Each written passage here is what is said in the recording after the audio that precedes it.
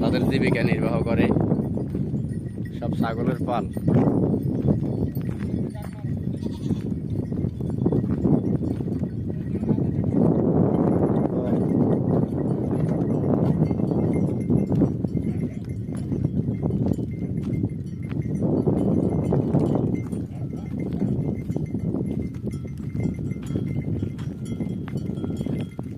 ছাগলের গলার মধ্যে ঘন্টা লাগানো। ছাগল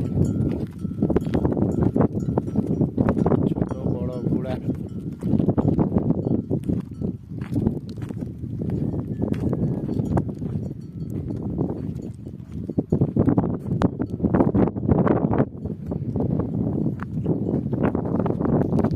আপনারা এখন যাকে দেখতেছেন এই লোকটাই সেই ছাগলগুলার মালিক।